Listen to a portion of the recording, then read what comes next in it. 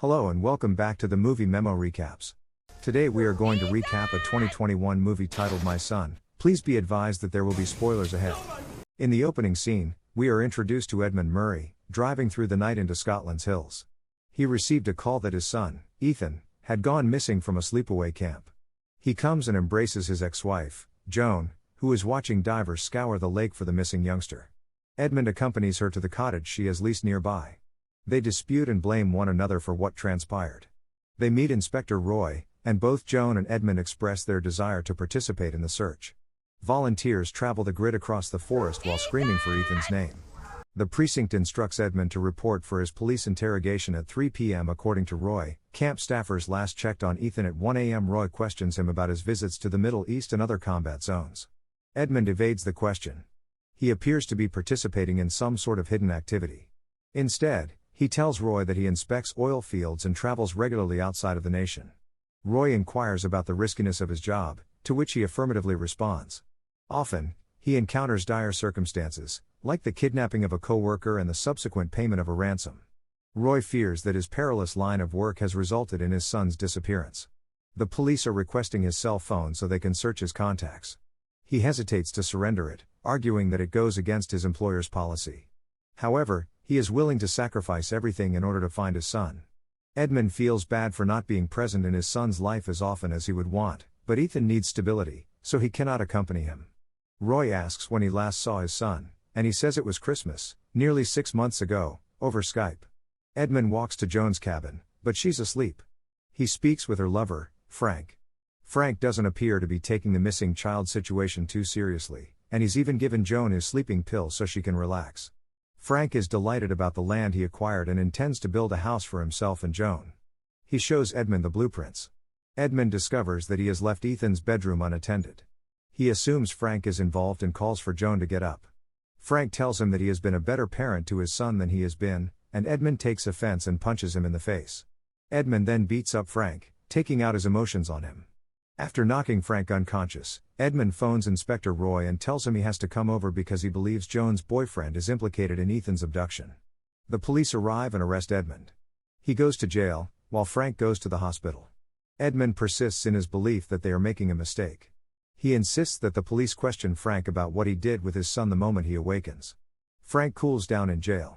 Roy brings him into the office the next morning and informs him that Frank has decided not to seek charges, but he remains in the hospital with multiple broken bones. He tells Edmund that Joan miscarried a month ago and that she sent Ethan to camp to allow her time to grieve. Frank was just concerned with safeguarding Joan during this tense time.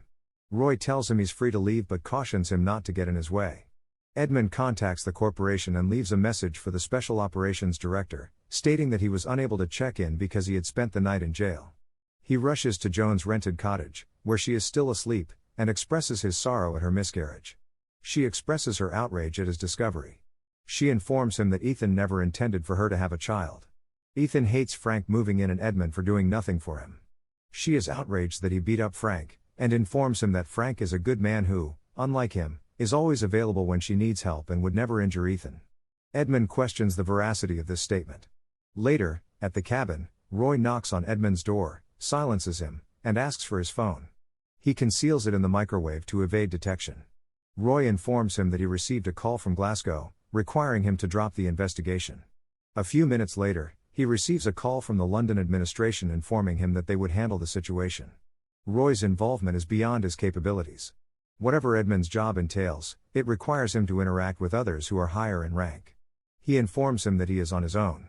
Edmund uses Frank's phone to contact his current wife and she responds, telling him that the police arrived and took all of the computers and data, including the very sensitive ones regarding Iraq.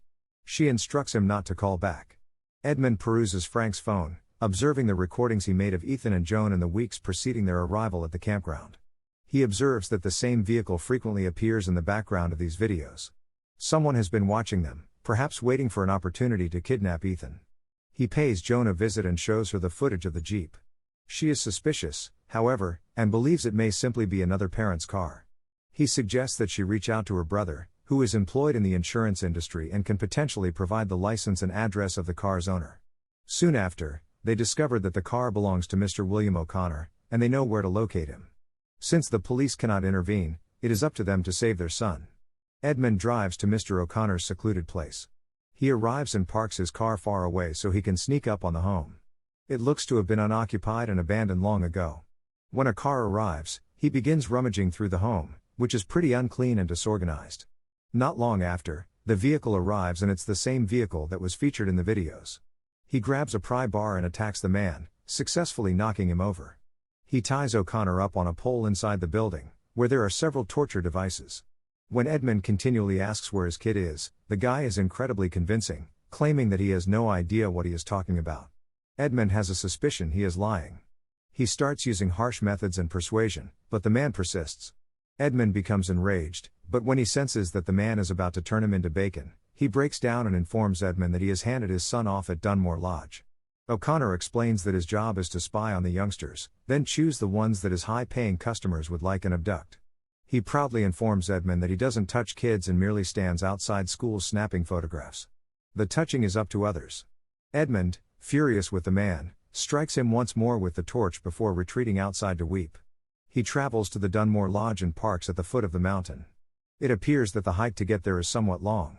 He might have parked a bit closer. It appears he walks for kilometers to get there. Meanwhile, Joan has become restless and decides to pay a visit to O'Connor's home as well. She looks inside the shed, where the male is laying unconscious on the ground and unable to speak. She unlocks the rear of his Jeep and finds another stolen child, a girl, lying asleep. Edmund reaches Dunmore Lodge simultaneously and discovers a vehicle parked outside.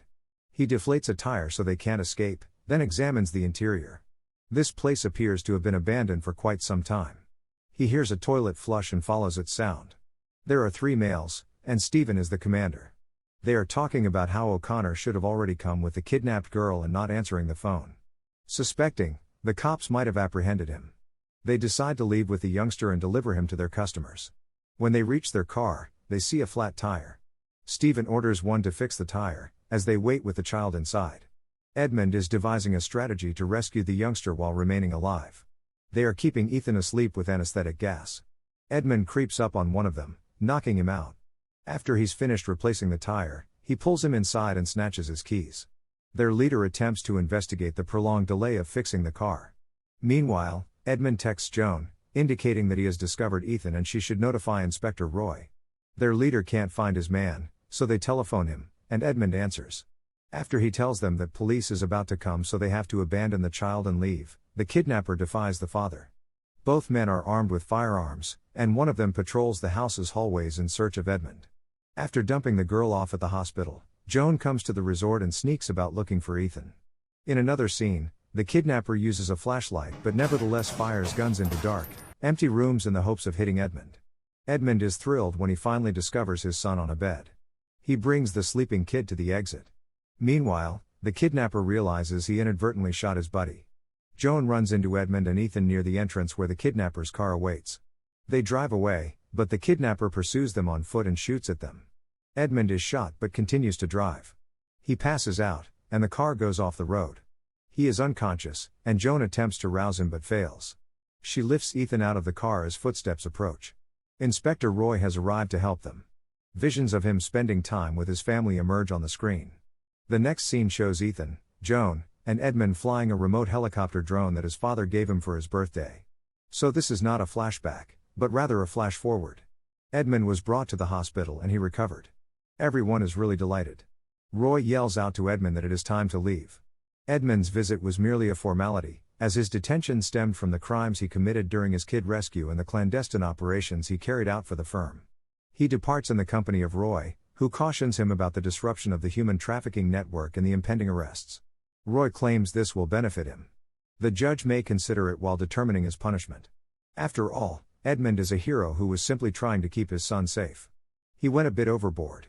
As Roy brings Edmund back to prison, Ethan's helicopter drone follows the car. Thank you for watching. If you are new, don't forget to subscribe for more recaps. Until next time, have a nice day.